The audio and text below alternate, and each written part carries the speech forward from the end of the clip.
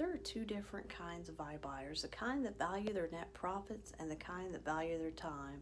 This is Christian Swan with the Swan Group, and today we're going to talk a little bit about iBuyers and what they are.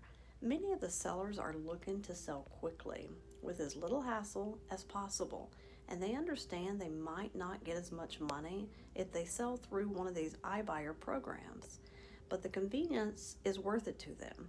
However, a lot of the recognizable iBuyer companies aren't very forthright about all the options that you have available to you. And due to that, many investors just are trying to capitalize on the trend by paying homeowners less than market value for their home and without the homeowners understanding the difference. Here are a few tips to help you determine whether the iBuyer who submits an offer to you is really interested in buying it, or if they simply want to take the contract they wrote for you and give it to someone else to get paid by that person and move on. To separate the real buyers from the fake buyers, do your due diligence to find out more about them. First, look up the agent's company tax roll to see if they own the property in that entity. And if they don't, that's a red flag for you. This may be easier for certain national companies, but for others, you can always look on the county's website. If they don't own property in that entity, that's a sign that they're looking to take your property and sell it to someone else for a higher price. This is called a signable contract.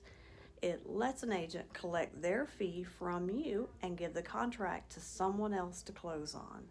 To prevent yourself from giving away a portion of your equity to someone else, check the contract's assignability clause for wording that would allow the agent to assign the contract to someone else.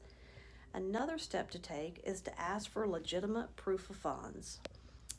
That information will be available for a lot of bigger companies, but if the buyer is an individual who doesn't have a big reputation or a lot of reviews, you'll want to make sure that they really have the funds available to purchase a property. So ask for the number of their bank and an account statement just to be sure. Finally, pay attention to the closing date. The longer it takes for the buyer to close, the less likely they are to be legitimate. No investor wants a 90-day closing period. To separate the real buyers from the fake ones, do your due diligence to find out more about them. Are there any complaints about them? Are they a legitimate company with proof of funds? Do they have good reviews? If we make an offer on your house, we intend to close on it. We don't flip paper and we don't assign contracts. If you're interested in selling your home quickly without the hassle of the market, or you'd like us just to look over an offer from an iBuyer to see if it's valid, don't hesitate to reach out to us. We'd be glad to help you. This is Christian Swan with the Christian Swan Group, listed locally, marketed international.